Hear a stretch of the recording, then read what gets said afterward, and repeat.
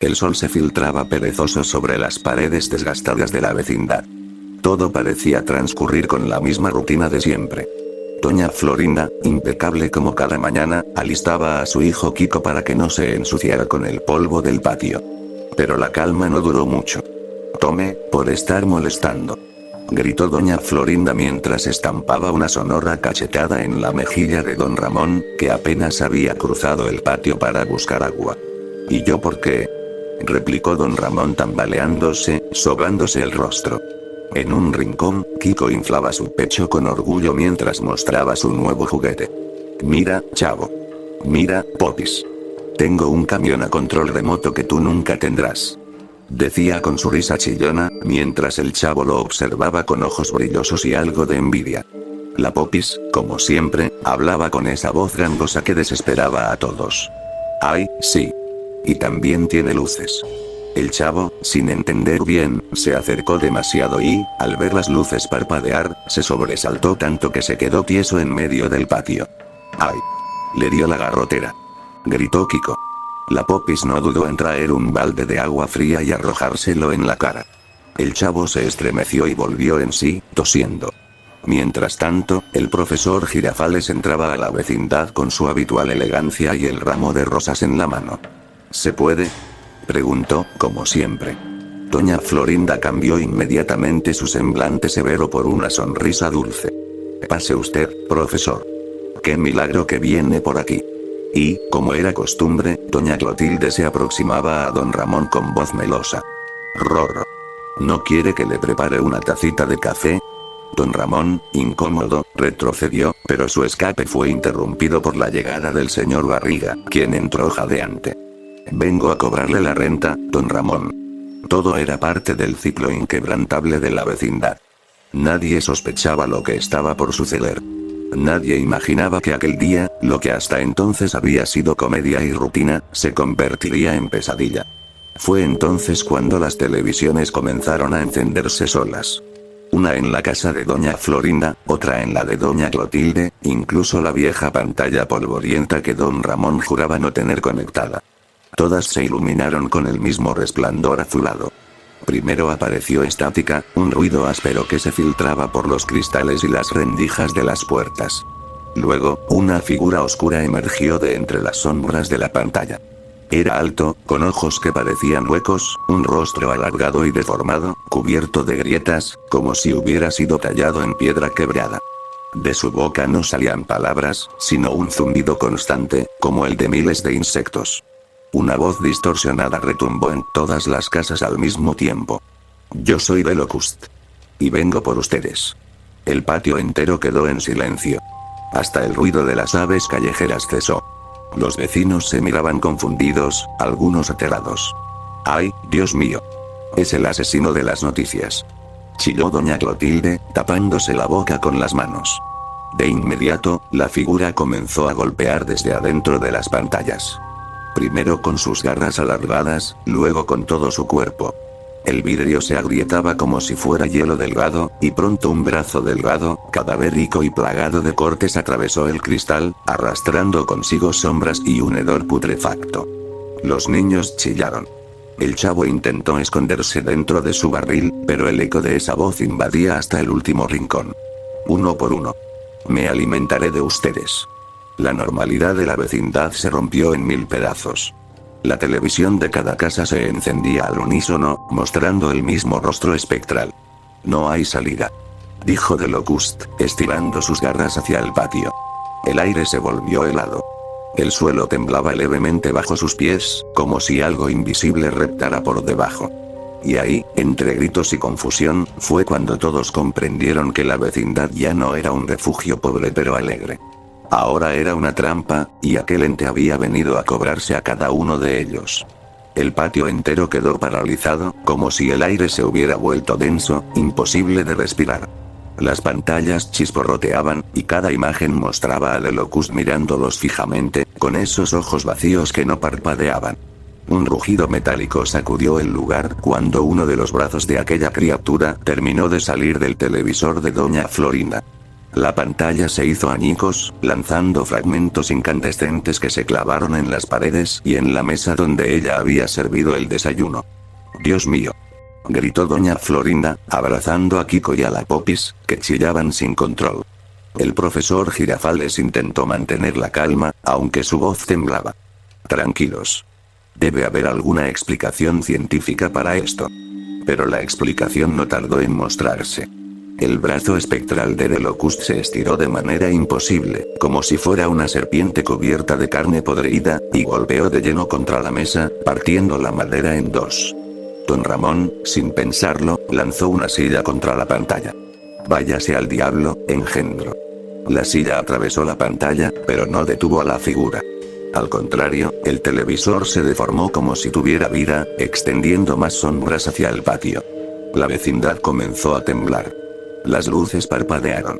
Un sonido de insectos al unísono, como un enjambre de langostas gigantes, retumbó en todos los rincones. He recorrido ciudades, devorando familias. Y ahora ustedes son mi festín. La voz retumbaba, como un eco directo en el cráneo de cada vecino. Doña Clotilde cayó de rodillas. Es él. El que aparecía en las noticias. El asesino de las pantallas. El señor Barriga, con los nervios de punta, apenas logró gritar. «Tenemos que salir de aquí. Todos». Pero la salida estaba bloqueada. La gran puerta de la vecindad se cerró de golpe, oxidada pero firme, como si algo invisible la hubiera sellado. El chavo, temblando dentro de su barril, asomó solo la cabeza. ¿Y si mejor hacemos como que no estamos? La idea ingenua quedó en el aire, porque de pronto otra televisión explotó, esta vez en la casa de don Ramón. De allí emergió otra parte del monstruo, como si hubiera múltiples versiones de Delocust intentando entrar desde diferentes lugares. Brazos, piernas, fragmentos de su rostro. Todo tratando de arrastrarse hacia afuera. Kiko gritó con todas sus fuerzas.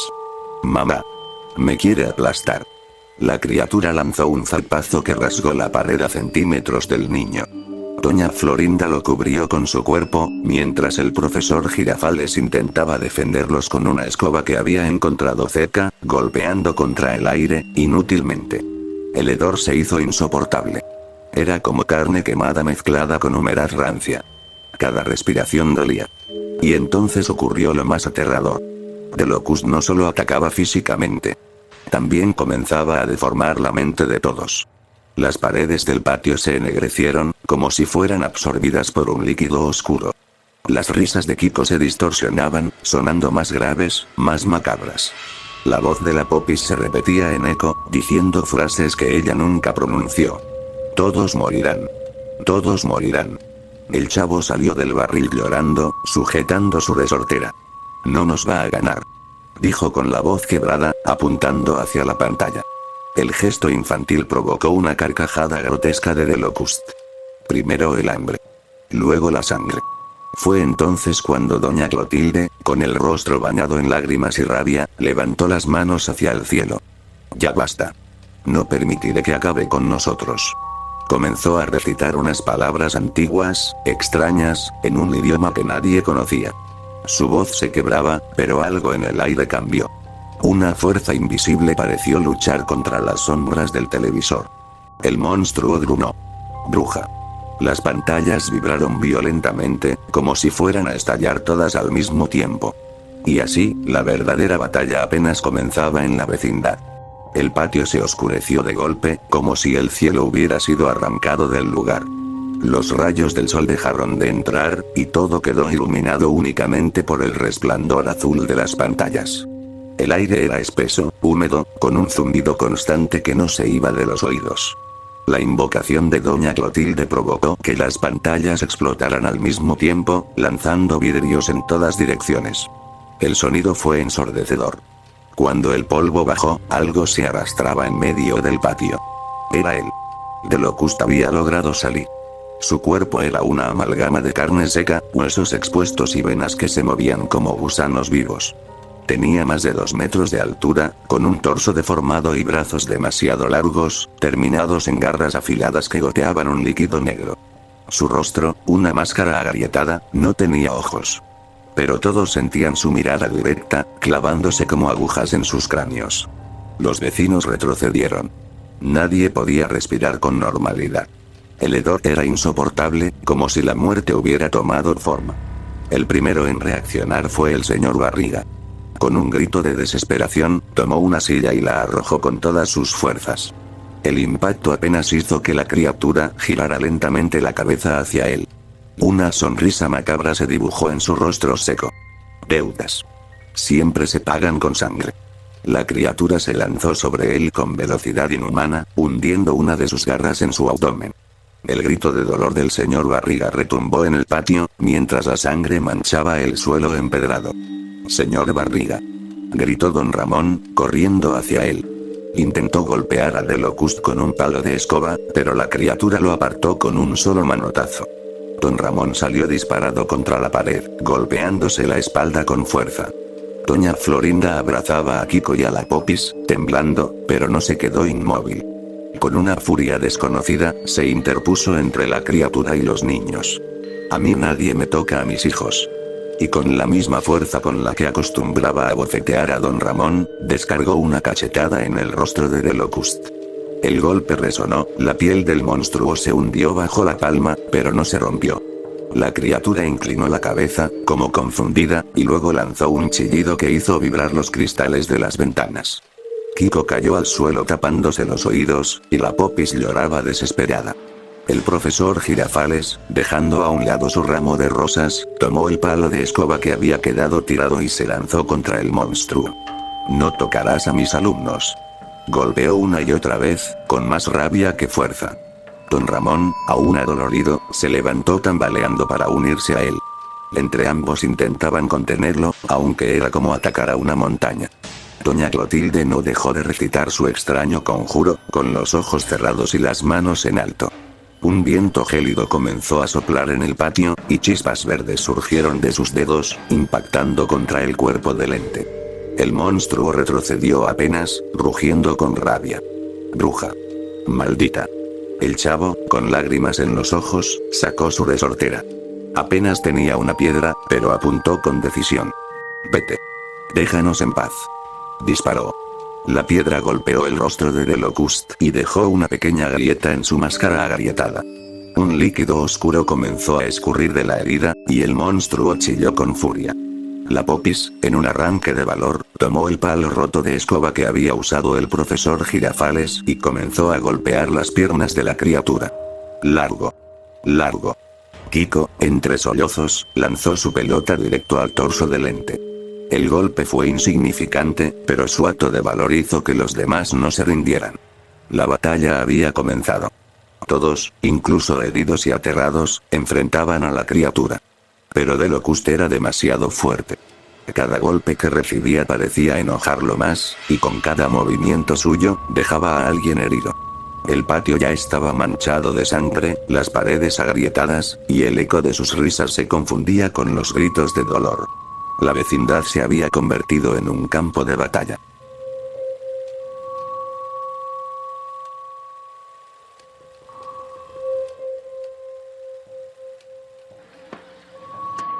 ¡Toma! No te doy otra nomás porque presta para